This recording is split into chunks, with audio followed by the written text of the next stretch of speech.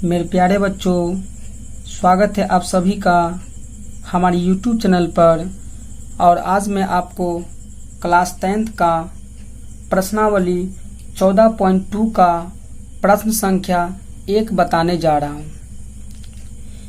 प्रश्नावली 14.2 शुरू करने से पहले मैं आपको यह बता दूं कि यदि आप मेरे इससे पहले वाले वीडियो नहीं देखे हैं तो प्लीज़ आप वह वीडियो देख लीजिए, क्योंकि मैंने इससे पहले वाले वीडियो में बहुलक के बारे में कुछ फार्मूला बताए हैं। इसलिए किसी भी क्वेश्चन को पढ़ने से पहले हम लोग फार्मूला को समझते हैं, इसलिए आप उस वीडियो को देख लें। तो चलिए आइए शुरू करते हैं। तो जैसा कि आप देख रहे हैं, प्रश्नावली 14.2 का जो एनसीईआरटी बुक से लिया गया क्वेश्चन पहला क्वेश्चन है। तो क्वेश्चन में कहता है कि निम्नलिखित तालिका अस्पताल में एक विशेष वर्ष में भर्ती हुए रोगियों की आयु को दर्शाती है।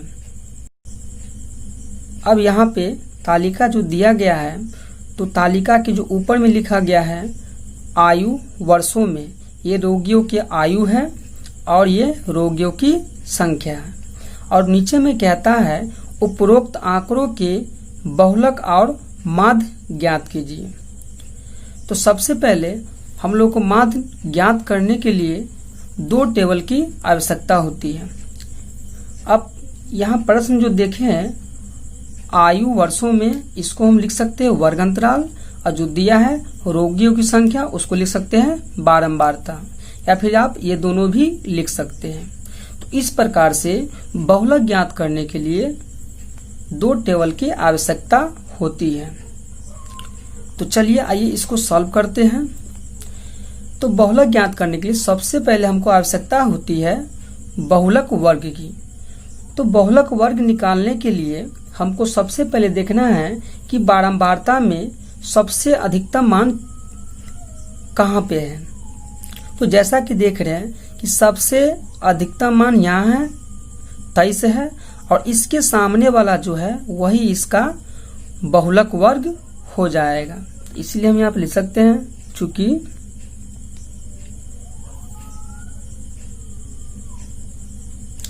बहुलक वर्ग बराबर, तो बहुलक वर्ग बराबर कितना हो जाएगा 35 से, इसको से कहते हैं, ठीक है, 35 से 45।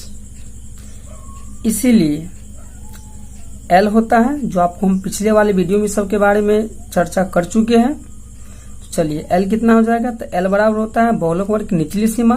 तो निचली सीमा यहाँ पे कितना है 35। उसके बाद होता है F1।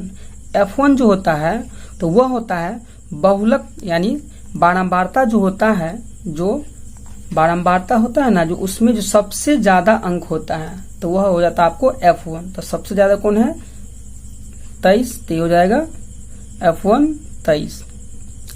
उसके बाद होता है FO, और FO जो होता है जो बहुलक वर्ग की बारंबारता होती है। जैसे बहुलक वर्ग की बारंबारता यहाँ पे 23 है, क्यों, क्योंकि सबसे ज्यादा है।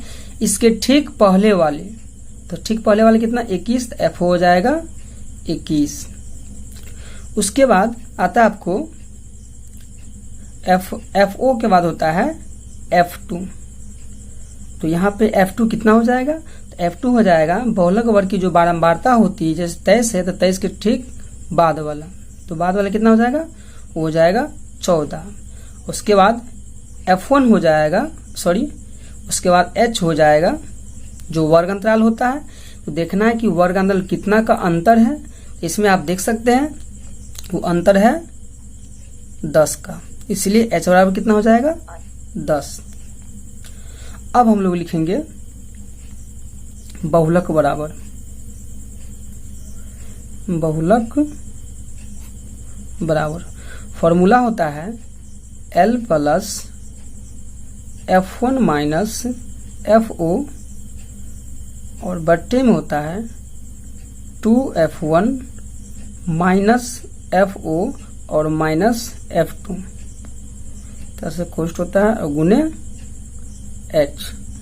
अब जो भी मान दिया है उस मान को इसके स्थान पे पुट कर देंगे। चलिए, तो L का मान हो गया 35, फिर प्लस हो गया कोस्ट, F1 का मान हो गया कितना 23, माइनस है FO का मान हो गया 21 बट्टा 2F1, तो 2 गुने F1 का मान कितना हो गया, ये भी हो गया 23, माइनस FO का मान हो गया 21 और माइनस F2 का मान हो गया 14। इस प्रकार से मान पुट कर दिए और H का मान हो गया 10।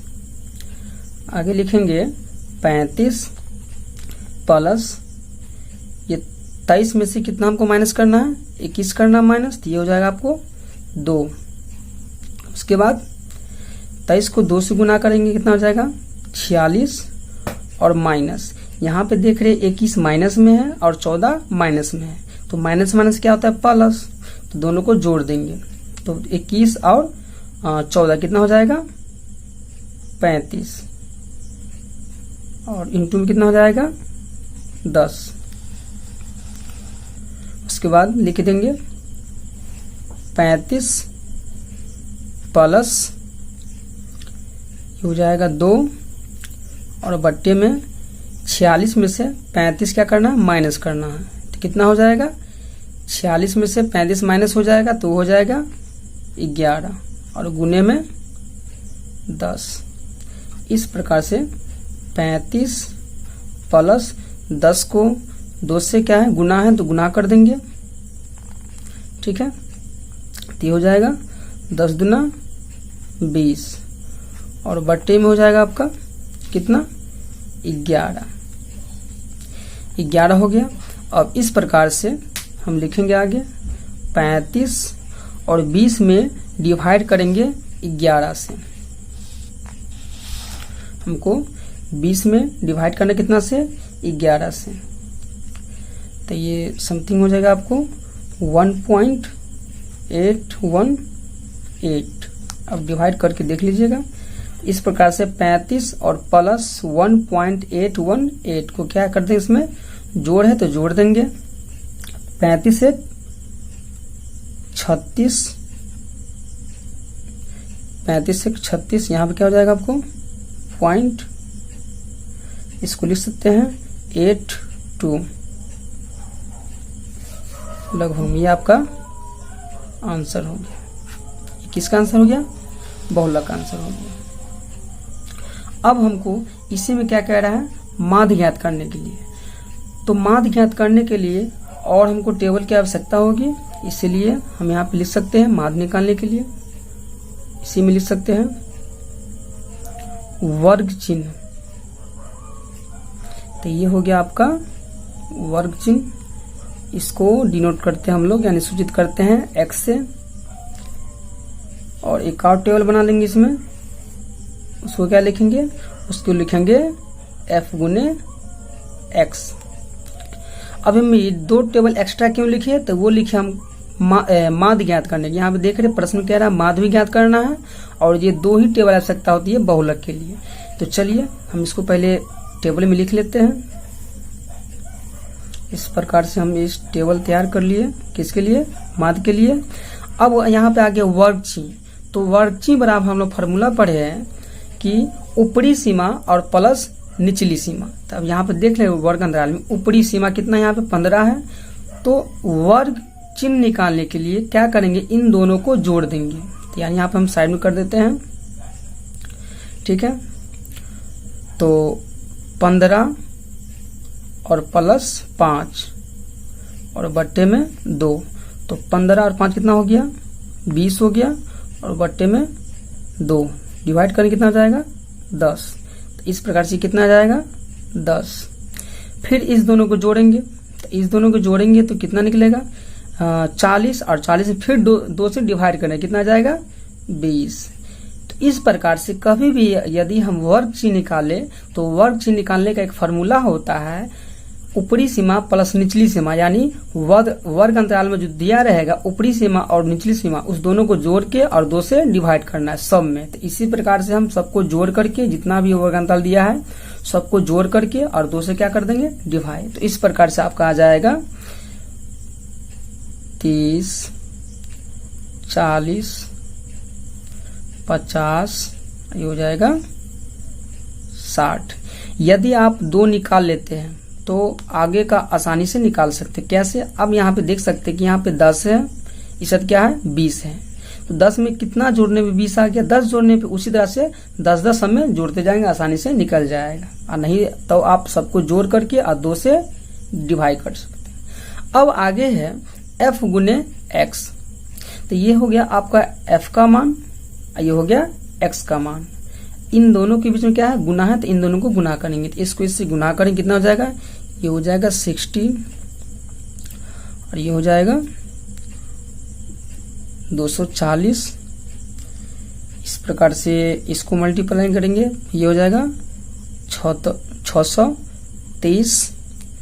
उसके बाद हो जाएगा 920, 14×5 यानी हो जाएगा 700, 6×5 हो जाएगा 300। इस प्रकार से हम टेबल तैयार कर लिए। अब माध्य निकालने के लिए सबसे पहले क्या करेंगे, जो बारंबारता दिया रहता है उसको लिखेंगे। यहाँ पे जगह नहीं, हम लिख देते हैं, उसके लिख लेंगे सिग्मा एफ। अब इस टोटल को काउंट करेंगे, गिनेंगे। तो चलिए गिनते हैं। 6 1 7, 7 1 8, 8 3 11, 11 4 15 और 15 5 20। 20 कितना है 0, कितना बच गया 2। उसके बाद 2 1 3, 3 2 5, 5 2 7, 7 1 8। इस प्रकार से आपका कितना आ गया, ये 80 आ गया। और इसको भी हम लोग एफ एक्स को भी जोड़ेंगे, तो इसको लिखते हैं हम लोग क्या, सिग्मा एफ एक्स। चलिए तो इसको जोड़ेंगे। सबसे पहले कितना हो जाएगा, ये हो जाएगा 0। उसके बाद हो जाएगा 6 2 8, 8 3 11, 11 2 13, 13 के हो जाएगा 3, 1 बच गया। उसके बाद हो जाएगा 6 2 8 और 8 9 17 और 17 7 24, 24 3 27, 27 1 28। इस प्रकार से ये निकल गया हमको sigma F x. Sigma F निकल गया 80 और सिग्मा एफ एक्स निकल गया 2830। तो चलिए यहाँ पे माध्य हम निकाल दिए। इसलिए अब यहाँ पे मैं एक बात बताना चाहूंगा कि माध्य निकालने के लिए आपको 3 विधि होती है। एक होता है प्रत्यक्ष विधि, एक होता है पग विचलन विधि और एक होता है कल्पित माध्य विधि। तो तीनों में सबसे इजी होता है आपको प्रत्यक्ष विधि, डायरेक्ट मेथड। तो चलिए हम लोग प्रत्यक्ष विधि से डायरेक्ट माध्य निकाल सकते हैं। तो माध्य बराबर होता है सिग्मा एफ एक्स बट्टे सिग्मा एफ। तो सिग्मा एफ एक्स का मान दिया है, यहाँ पे देख सकते हैं। तो इसके जगह पे कितना बैठाएंगे, यानी पुट करेंगे 2830 और बट्टा में हो गया सिग्मा एफ बोल रहा है। तो सिग्मा एफ का मान यहाँ से ले लेंगे, तो कितना ले लेंगे, ये हो गया आपको 80। इसको डिवाइड लेंगे, 0 से 0 कैंसिल हो जाएगा, बच जाएगा वो कितना 283 और बट्टे में 8। और इस प्रकार से इसको हम डिवाइड करेंगे तो ये हो जाएगा 8 3 24, 3 मरतबे हो जाएगा 3 और ये 5.8। इस प्रकार से ये हो गया। इसको लिख सकते हैं वर्ष इतना, ये आपका हो जाएगा आंसर। तो इस प्रकार से हम लोग इस क्वेश्चन को सॉल्व करके माध्य और बहुलक निकाले हैं। और हमें उम्मीद है कि आपको यह वीडियो अच्छा लगा होगा। यदि आप मेरे चैनल पे नए हैं तो प्लीज़ मेरे चैनल को सब्सक्राइब करें और ज़्यादा से ज़्यादा शेयर करें, ताकि आपके पास नए से नए वीडियो पहुंच सके। तो चलिए अगले वीडियो में हम फिर मिलेंगे। धन्यवाद।